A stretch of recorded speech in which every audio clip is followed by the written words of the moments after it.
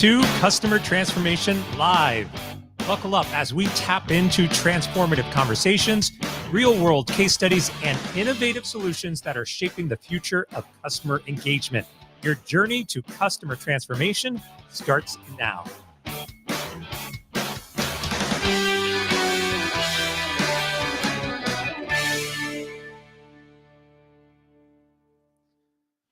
All righty. Brooke, welcome to the show. I made it. Yes, you made it. Well, so for those people who do not know who you are, why don't you introduce yourself? Oh, well, I'm the conversation lady, also known as Brooke Sellas, and I get on my soapbox a whole lot, as Chris will probably allude to here in a bit, about how we're using social media all wrong. We're focused on content when really we should be focused on connection with the customer or would-be customer. I love it. Two people who love getting on soapboxes and talking about customers. Oh, This is going dear. to be brilliant, I tell you. So, we're going to start with one of those because a couple of weeks ago on LinkedIn, you posted something and it reads, I'm going to read it for the audience. There are two types of marketing professionals. One, the ones who do everything with customer experience in mind or keeping your customers happy. Or two, the ones who focus on making their boss happy. Choose wisely. Now, I have to laugh at that. I followed up with a response. Could we fire the bosses? If only. Yes. So, well, I mean, where does this come from? Like, where is that mindset? Because we see it often Mhm. where we Yeah. can't really decide who to make happy, but Mhm. we know who we should be making happy. Yeah, I know, and I think you had the perfect answer, right? I just think sometimes we get away from I'll give you an analogy, right? This was an analogy my friend Chris Carr shared with me. We have a bucket marketing. Let's just call the bucket marketing. It could be really marketing and sales. And our bucket is full of holes. And instead of going, how can we plug these holes? We keep pouring more water in the bucket. And I think a lot of times that bucket represents content or, more leads. We need more leads because we don't have enough of what's going on. And really truly, if you focus on customers and customer care and customer experience, that's plugging the holes. From a retention side, you're probably having people who are repeat buyers, who are more loyal to the brand, who you can upsell and cross sell to. And from an acquisition side, when you're finding those conversations, you're using, consultative selling to be valuable and help them and bring acquisition in the door. So we're plugging all the holes so the bucket stays full. But the bosses, a lot of times, are like, add more water. Yeah. So The other analogy would be you're throwing spaghetti against the wall. Like, just do yes. anything and everything to try to attract customers without actually understanding what your customers want, needs, what their aspirations are, why are they even engaging with you in the first place? And that all just Yeah. goes out the door. Yeah, and I think, it really is simple. It's so simple, and maybe it's so simple that it's become hard. I can't tell you the psychology behind why we make it as hard as we do, but it's really simple. And when you start plugging the holes and focusing on the customer from a support or a sales, any part of the customer journey, any part of the conversation, things get really easy. It's amazing how you said this though, because it is that simple. Uh, I have conversations with people all the time, and they're like, "Well, what's the magic sauce?" And I say, "Talk to your customers." No, no, there's got to be something else to it. And I go, "Talk to your customers." Yeah. It's really that simple, Yeah. and yet it's amazing to me how many times we read about companies that aren't doing it. I mean, it really is mind-boggling, and I think, it's partly marketers in general, right? We've always gotten shiny object syndrome. I feel like we're all, afflicted with this terrible thing.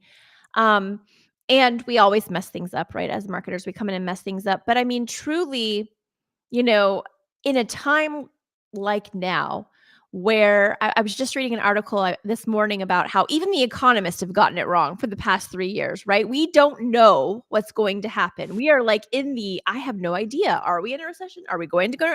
You know, And that's almost worse than knowing the worst when you don't know, right? So we're really volatile there. We're really volatile with politics and world events and wars.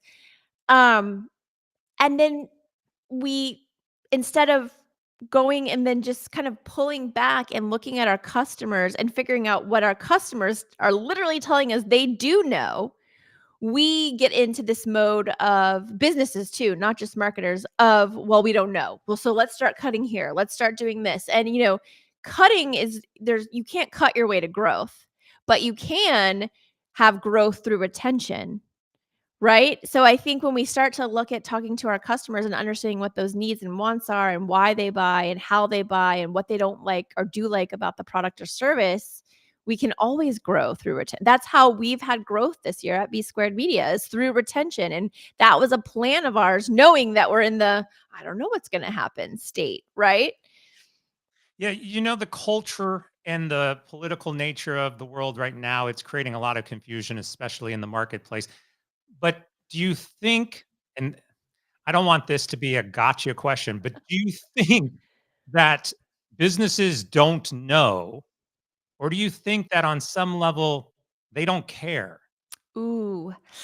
You know what? I think that's a case by case basis. I truly believe a lot of them really don't care. And that it's a trickle down thing, right? That comes from the top. And if the top doesn't care, it'll be very difficult to change, right? I also think, though, there are a lot of people who really care, they just don't know.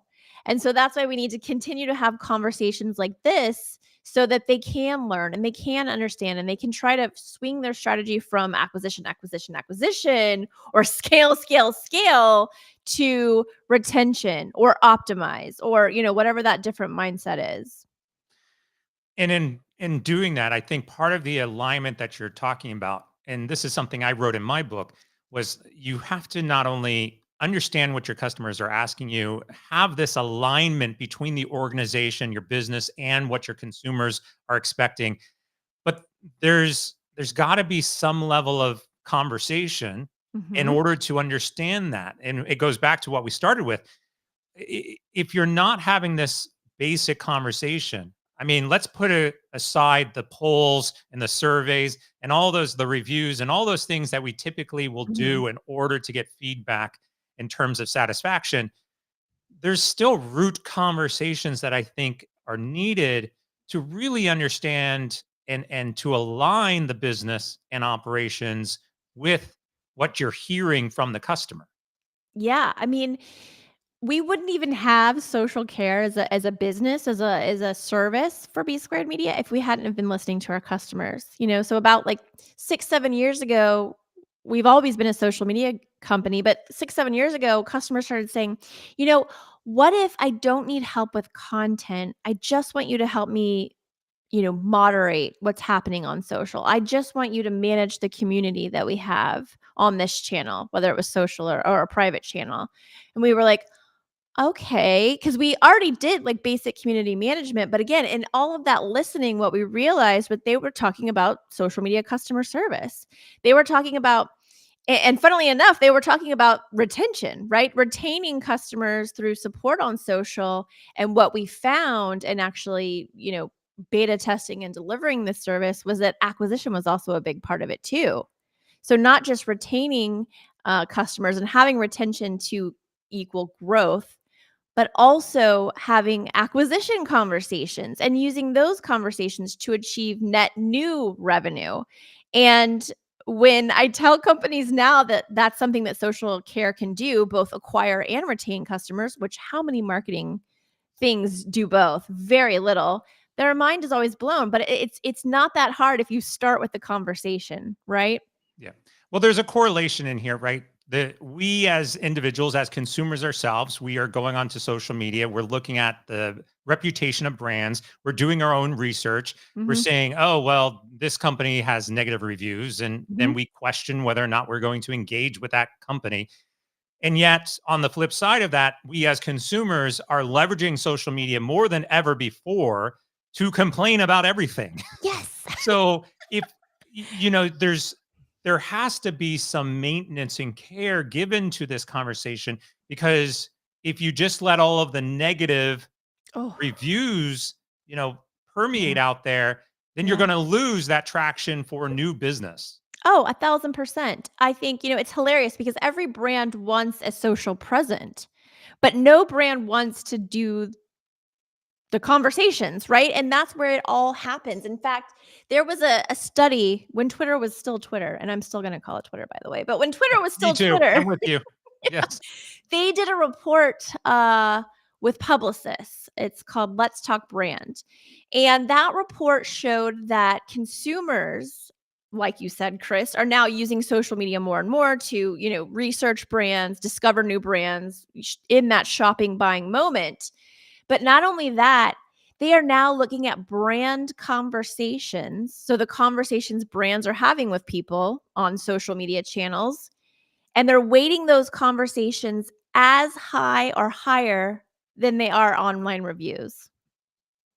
And we're still stuck talking about online reviews, right? Like this powerful thing is happening with or without you, and it could be as powerful or even more powerful than the online reviews that people leave you. And yet very few brands are doing it. It's crazy. The brands and the reviews and the process. Look, for me personally, when I go and I look at a review, I'm always going first to the negative reviews because I want to try to decipher, like, is this a one-off instance where somebody's being completely Yeah, unreasonable and is yeah, just complaining because they want to complain? Like, because it okay, happens sort a through lot. that.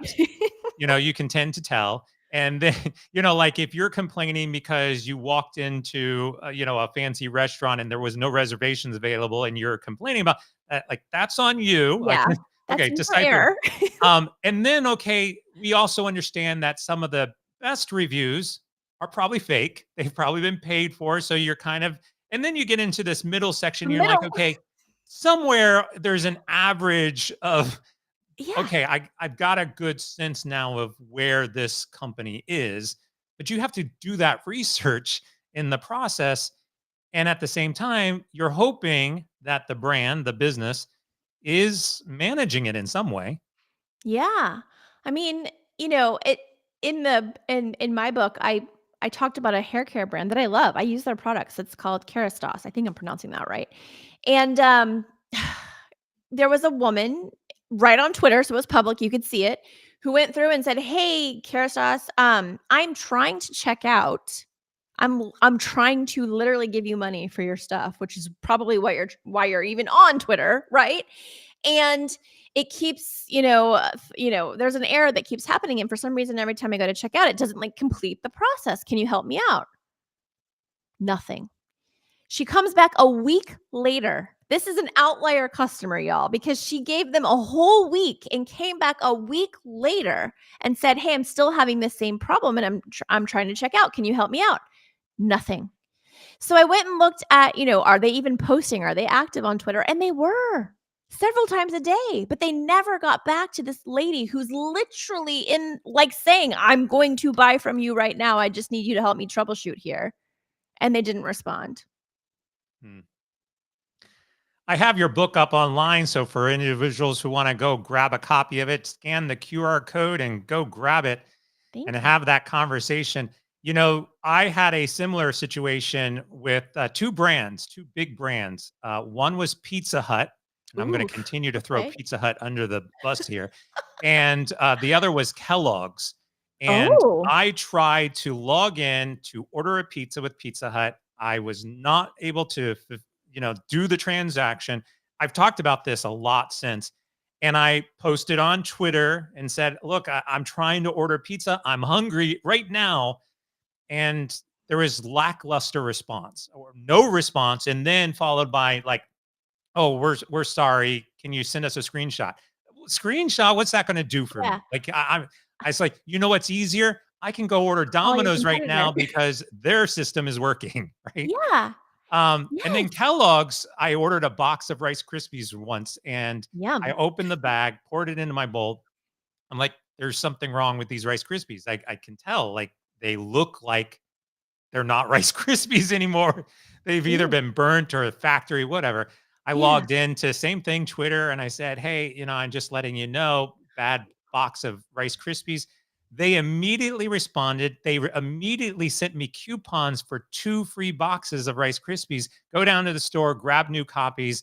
Like the difference, just to demonstrate, was day and night. Yeah. And in terms of the speed of service, the caring of that service, and the outcome, right, of that service. Mhm. And this is the power of social media. It's also demonstrates the empowerment that we as consumers now have today, probably more than we've ever had in the past. Yeah. And like you're saying it, or we're saying, it's not that hard. If those conversations are there, do something about it. Make a plan to do something about it, because here's what also I'd like to just bring up for that point. Research shows that when people call into a call center, it's usually about 12 times more expensive than it is on social to solve that person's problem. So, we're working with a financial client right now. We know it's $14 every time someone calls the call center. But we've seen there's an uptick in social, right? On coming to social to kind of get their problem solved. So we're kind of triaging everything that we can into what we call greens. We label them as greens. But what that means is it's a first touch response. We make that first touch response within, 30 minutes or less. And then we also can solve greens in that first touch response. So it's first touch response, but also first touch resolution. And what we find is that that number between the call center and us is even further apart, right? We're trying to figure out what that number is, but it could be 15 to 20 times cheaper if we're handling those greens. But it also frees up if we're sending people to social for those green kind of questions or support questions. And then any sort of like difficult reds come through that need the call center. If we're doing all the greens on social and getting people to a customer, you have to call in for certain things because it's your money, it's your finances. But if they have more bandwidth to answer every single one of those reds, ready to rock, ready with a solution, that's even more overhead and time and money saved, right? So I think the smart companies are starting to realize like this isn't going away. People are coming to these channels to ask for support or sales help. And we have to figure out a way to do it. And then if we're really, really smart, we have to figure out a way to use it to our advantage so that we can cut costs in other places. It's one thing to have a team that's readily available to answer those calls, to be on call, right? Yeah. Again, if you're just shifting from a call center to a social media center, you're still responding. But I think there's another interesting side to the employee, the internal perspective of social media. Mhm. We obviously want to have our employees promoting our own products, being ambassadors for the organization. And yet we also see that there are times where the employees don't necessarily align with their own company, Yeah. creating a little bit of turmoil, in Mhm. social media as well. How critical is that conversation? How critical is the alignment with your employees as ambassadors across social media? It's funny that you say that because we have mostly the clients who people are excited to work for, and they've worked really hard on creating that culture, right? So internally, it's so funny. Back to the question that led us all here, are you here to please your customers? Or are you here to please your boss? The companies, the brands that embody that customer first culture have a much easier time with their team, supporting their brand, being part of that employee advocacy for the brand, and then, trickling down into and helping with social, right? Helping with the support or the sales on social.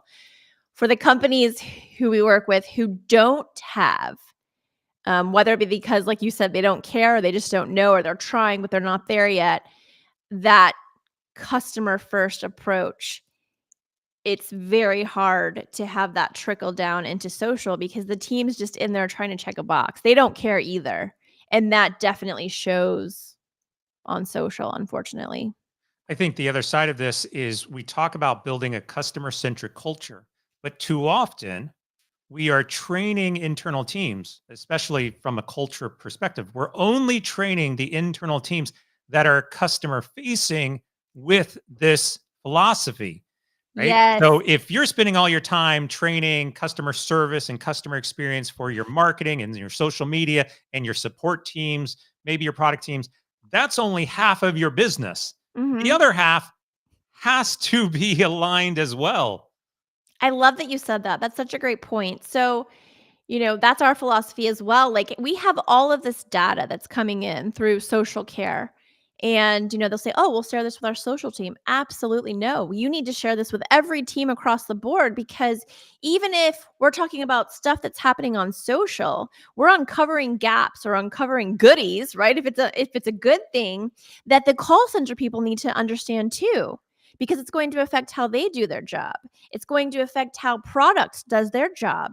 If we keep hearing about something that could improve product packaging, we need to go to product and talk about that. If it's something that has to do with branding, we need to go to them. If it's having to do with HR, like HR is a department that constantly gets left out in social care. But we have, again, this financial client who we work with.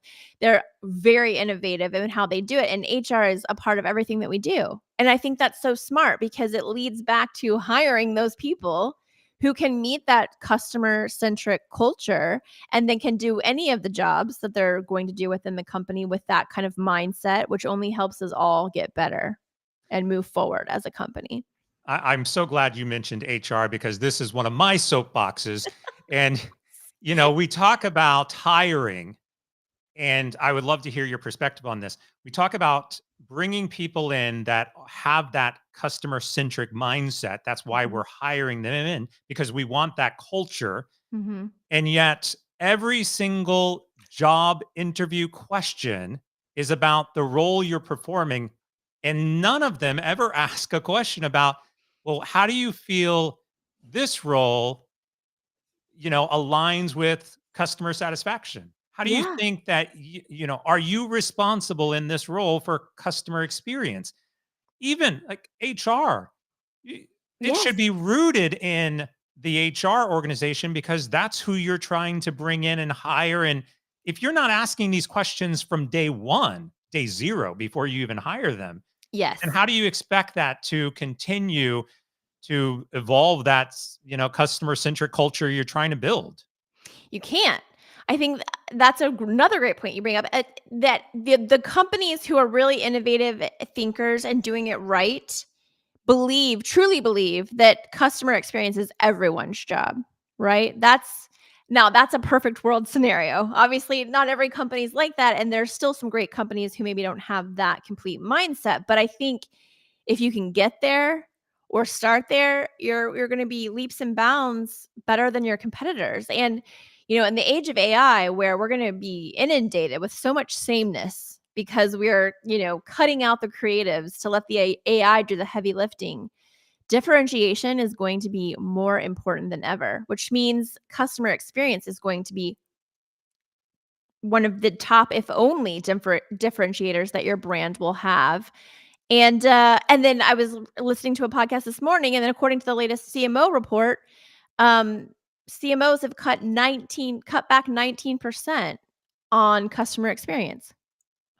I just What the? I know. It's so frustrating because like we're saying, the answer is right. It's like we see you drowning in the ocean, but you're only in about a foot of water. Like, and we're just saying, stand up, just stand up. And you won't stand up. And so you're going to continue to drown. And that's really, really frustrating. Well, I'm going to do my self promotion. CMO should be reaching out and buying my book, and because this is what I've been talking about. Uh, and this actually is going to go into a question. So, the concept of customer transformation is to recognize that it's your customers that are the ones that are transforming continuously with ever evolving needs, experiences, aspirations. And if you do not adapt to that ever evolving transformation, then you are going to be left behind because we can now make a decision just like from Pizza Hut to Domino's in 5 minutes. I can change my mind and go Yeah. somewhere else.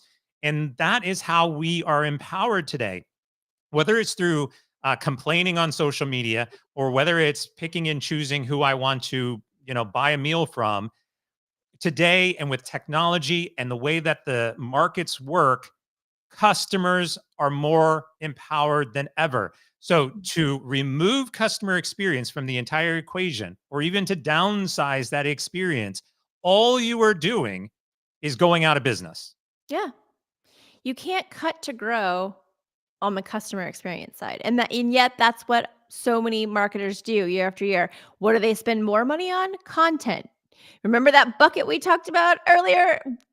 Content is the water. They just keep pouring water in the bucket and they can't figure out why they're not getting anywhere.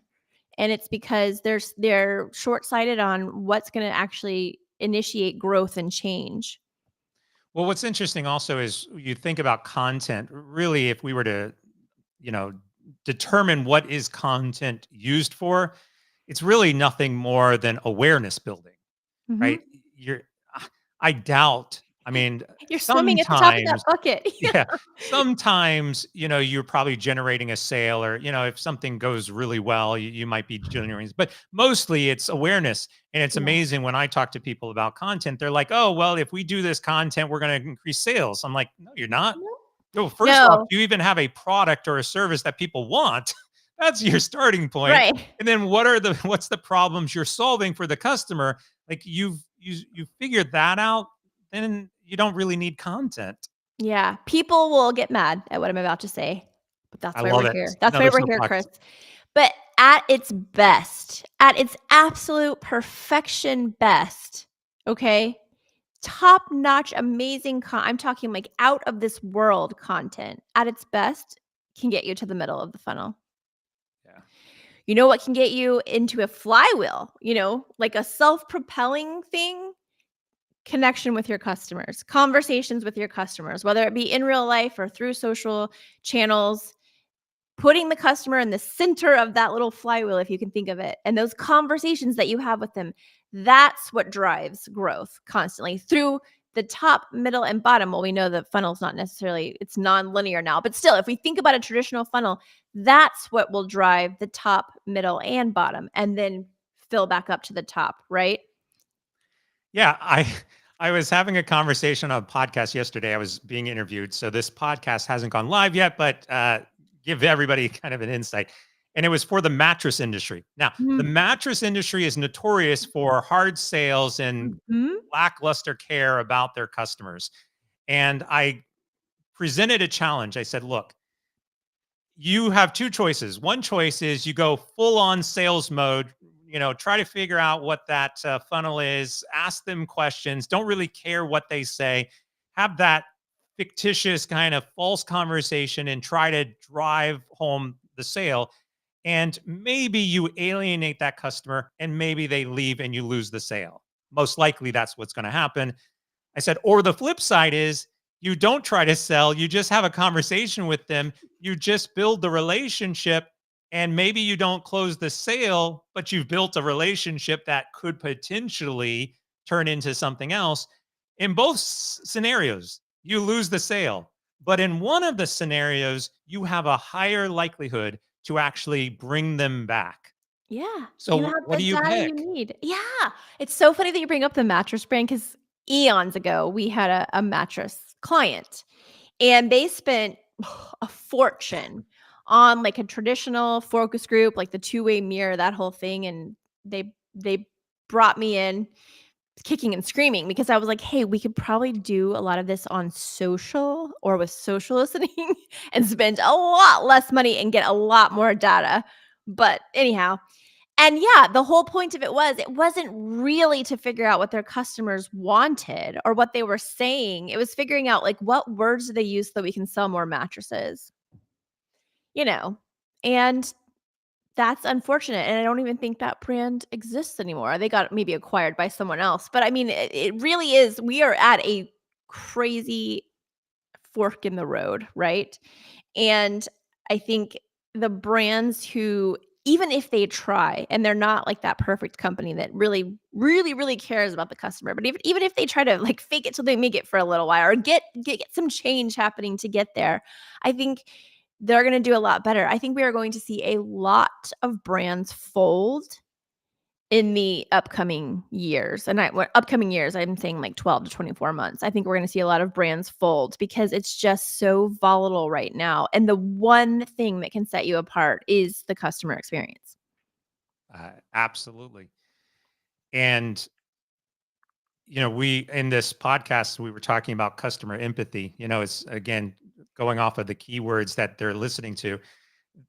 You can't have customer empathy in the back of your mind continuously think, well, how am I going to close this deal? Right? That's not empathy, right? So, you can put on that persona like I care about you, Sure. but we know at the end of the day if you really care or if you're just telling me, you care. Mhm. So there's a fine line in here between, again, having that conversation and going through the motions versus actually, caring and building in to everything that you do, the experience you want to achieve. Yeah. I'm a salesperson at heart, which is funny for a lot of people. They're like, "Wait, I thought you were a marketer." Yes, but I'm a salesperson first. I love sales. And I think from a sales standpoint, the smart companies will start looking for less of those like rainmakers, the hustlers, the whatever you want to call it, the car salesy type aggressive sellers.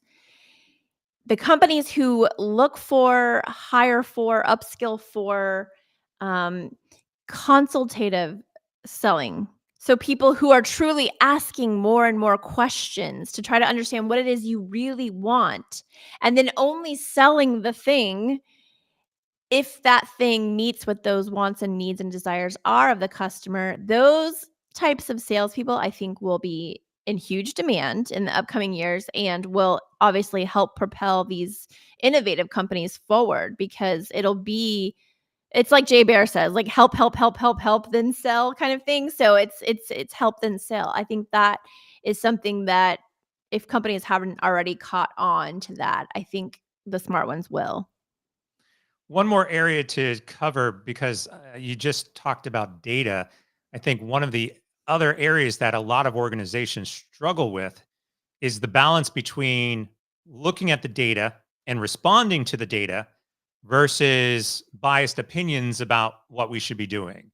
So you'll get out there in social media or especially in marketing, Yeah. I want to do this, let's go do it. Not like the data is telling us this, we should be doing, what the data tells us. How difficult is it for organizations to really just dive into that data? It's so difficult. And again, the answer is easy. It's not exactly inexpensive, but it's not crazy expensive either. So social listening. Social listening, I cannot believe that every brand and or company isn't using social listening because the cool thing about social listening is you get to go have that focus group, but you're not spending that kind of money on that focus group.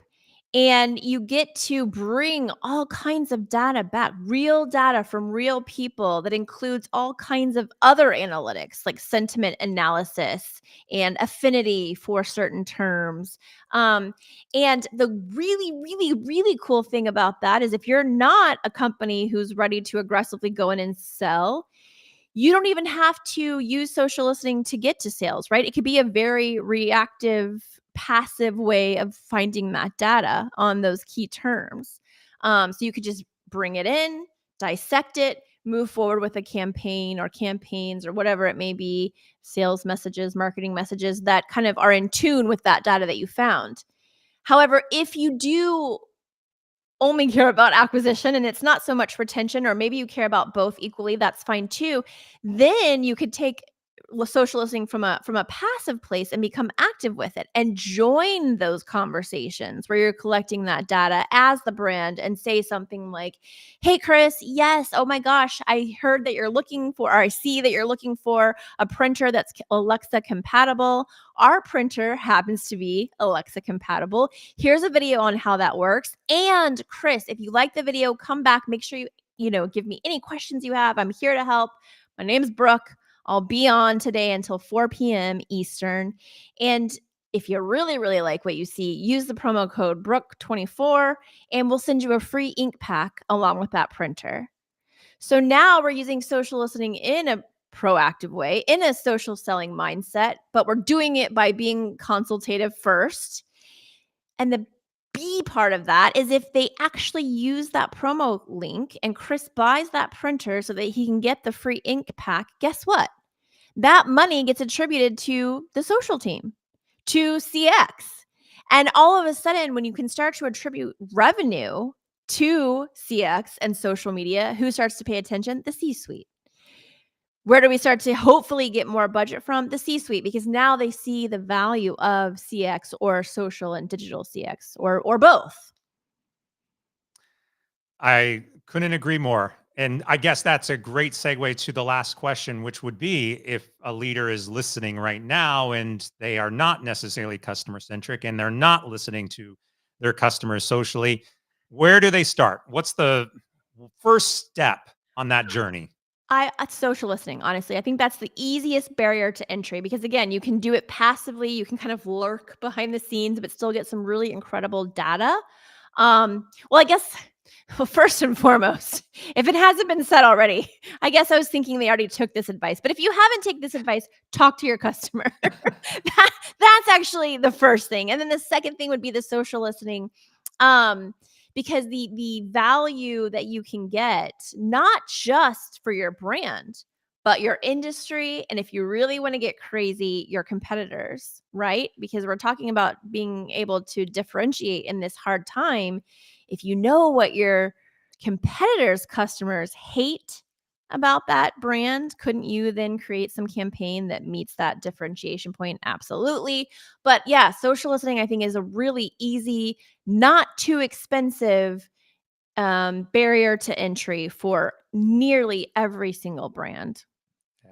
Social listening is the cheaper version, but I've I've suggested to tons of executives. I go, when's the last time I was talking with an airline a couple of months ago, but I was Oh boy. when's the last time your CEO took a flight, sat in coach, sat in the middle aisle and talked to the two people on both sides about their Never. experience with Never. the airline, right? Never. Never. Like, when's the last time, like, pick any major brand, like the Kellogg's will say the CEO of Kellogg's walked into a grocery store and actually sat there and talked with individuals at the grocery store. Like Never. that level of care and Yes. conversation is drastically missing in today's corporate world. And I would challenge anyone who is listening, like if you're a CEO, go sit down and talk with your customers. Don't assign that to another group in your team to do it. Go do it yourself. Yes. What's that show? Undercover Boss. Undercover boss, yeah. Oh, the insights and you could just see it on the CEO's face every time. The stuff that they realized was broken or wrong or was going well was leaps and bounds better than anything you could do. So yeah, talk to your customers first and foremost, and then after that, use social listening. Yes, absolutely. Share a little bit more about your book. So my book is called Conversations That Connect. It's right there on the screen. Thank you so much, Chris, for doing that. And essentially it walks you through, there's two parts. Part one is the psychology, right? Of how we connect as humans and how we connect as humans with brands based on psychology and some research that I did. And then part two is like the tactical part. Like I actually break down, okay, if you don't have a social care program within your company now, here's how you're going to get it done. And I give it all away. I basically tell you all of the steps for building your own social care program in-house and making it happen. Awesome. And then how can people get in touch with you? So you can find me, Brooke Sellas, mostly on LinkedIn. I think I'm the only Brooke Sellas on the planet. So if you even Google Brooke Sellas, BROOKESELLAS, you'll be able to find me. And then the company website is b-squared.media. So it's the company name, B Squared Media, but instead of a .com, it's a .media. There you go. You could also use that QR code to Yes. Thank you. get there Chris is straight so there. prepared. I Man, love we're it. all over it. Yes. Well, Brooke, thank you so much. It's been a great conversation. Appreciate it so much. The soapboxes and all have been fascinating. Thank you so much for having me. I could have this conversation with you every day. Yes, yes, and we will. We'll continue to talk and chat some more. So appreciate it. Oops, I cut us off there. There we go. Appreciate it again. And for all of those who are watching and listening, we are going to be back again next Wednesday, every Wednesday at 10 o'clock p.m. Pacific time, to have a conversation about our customers and to take the journey together. So appreciate it again, Brooke. And for everybody else, we'll see you next week.